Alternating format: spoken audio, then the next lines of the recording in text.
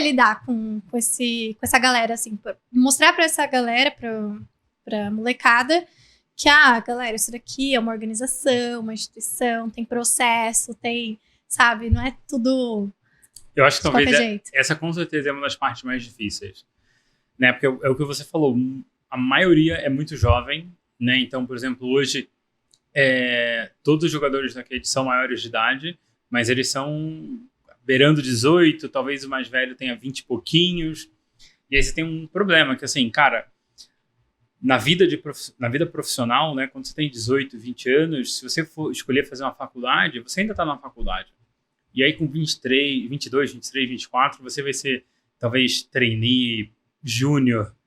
E na verdade a gente tem pessoas com 16, 18 anos que elas entram em posições de super destaque, e aí você acaba juntando a fama, que é uma coisa que é muito difícil controlar, e muitas das vezes isso acaba subindo, né, na cabeça da pessoa, na cabeça do jogador. Então é algo que a gente precisa controlar, a gente precisa explicar como isso acontece, a gente precisa lidar com isso, né? E também você tem o grande problema que, na maioria das vezes, esse é o primeiro trabalho deles. E talvez seja a primeira vez que eles estejam saindo de casa. Então você acaba juntando várias coisas. A primeira vez que a pessoa sai de casa para morar sozinha, e aí ela participa de um time, e ela sabe que, assim, se ela jogar errado no final de semana, o Twitter inteiro vai estar xingando ela. E ela nunca foi preparada a vida dela para ela poder entender como lidar com isso aqui. Acho que até hoje, né, você pega, assim, grandes criadores de conteúdo, nem eles conseguem, às vezes, lidar com o hate da internet. Né? E são criadores que têm, sei lá, 35 anos, com 10 anos de carreira. Imagina para um cara, uma menina de 16 anos. Então, eu acho que, com certeza, esse é o grande desafio, até mesmo porque, assim, esporte eletrônico é uma área que acaba deslumbrando muito. Porque a pessoa tem, sei lá, desde os 12 anos, até mais cedo, ele começa a assistir, ele começa a ver que o streamer dele, o jogador dele, vai e compra, sei lá, casaco, bolsa, tênis da Louis Vuitton, da Gucci, da Prada, e aí ele vai lá e compra um carro de marca, um super esportivo de mais de R$1 milhão, e começa a botar a foto só esbanjando dinheiro, e anda de lancha, e anda disso, e anda daquilo, e o cara vai para aquilo e acredita que, tipo assim, cara, que todo mundo é daquele jeito. E aí quando ele vai, ele joga, ele começa a ver que, pô, peraí, não é todo mundo que é desse jeito. Né? Então eu acho que acaba sendo, assim, uma série de baques, uma série de desafios que uma pessoa de 18 anos precisa lidar.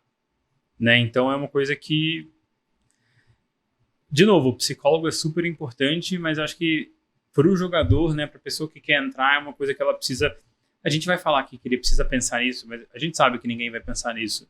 Né? E esse talvez seja o por trás os bastidores, o que acontece nesse mundo dos jogadores. E assim, tipo, a gente tava falando, nem todo mundo é assim. E na Vivo, eu não sei como são nas outras organizações, mas na Vivo tem aquele jogador que vale mais, o jogador que vale menos, ou como que é?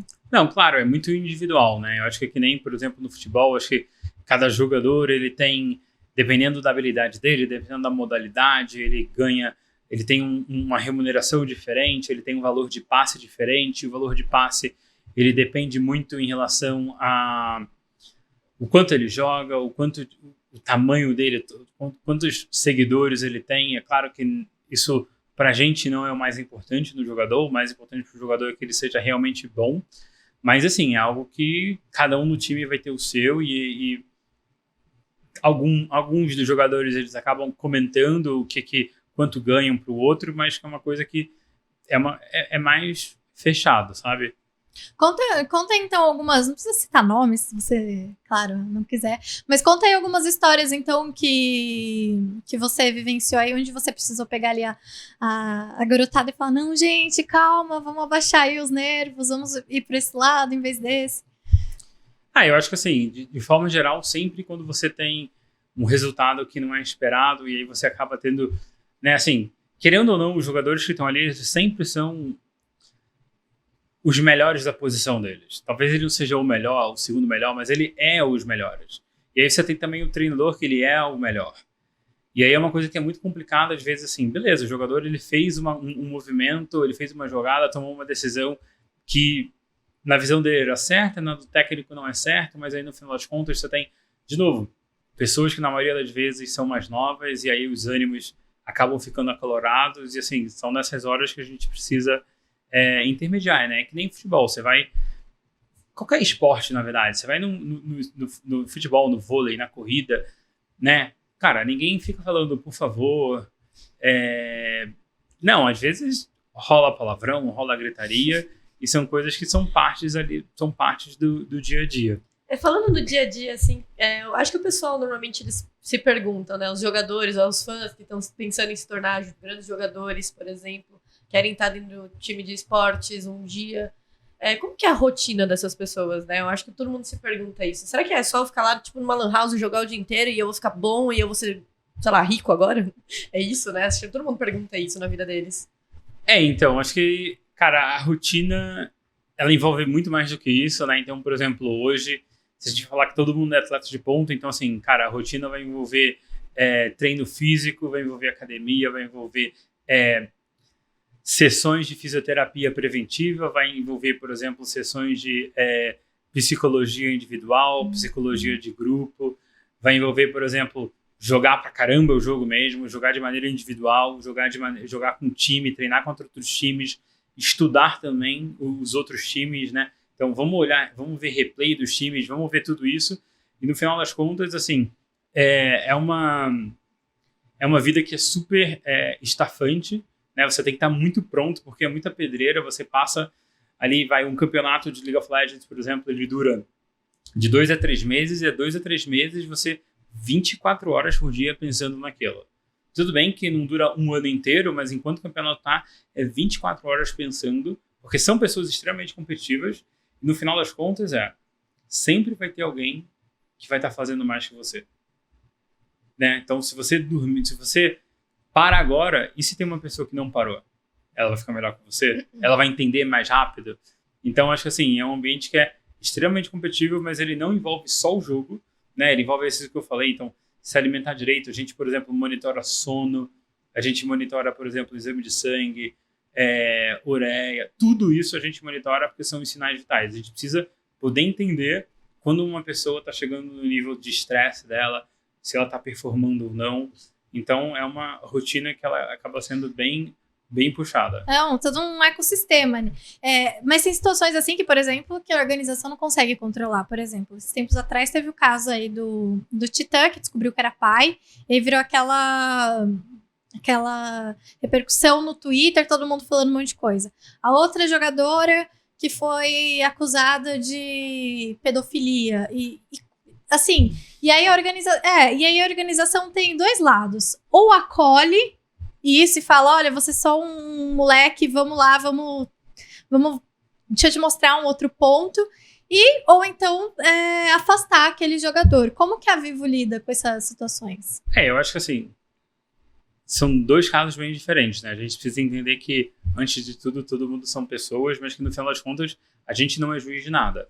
Então, por exemplo, se tem um jogador que descobriu que é pai recentemente, beleza, a gente pode dar apoio, a gente pode dar um apoio com psicólogo, a gente pode dar um apoio jurídico, a gente pode instruir. Mas se no final das contas, é o que você falou, tem uma pessoa que está sendo acusada de crimes, aí não é questão de ajudar ou não, existe o caminho legal para a gente poder resolver essas coisas. A gente tem, por exemplo, o nosso contrato, são contratos que ele protege a imagem do time da empresa, porque o nosso time ele carrega diversas marcas com a gente, da mesma forma que se a gente faz algo danoso, por exemplo, a imagem do jogador, a gente está ferindo o contrato.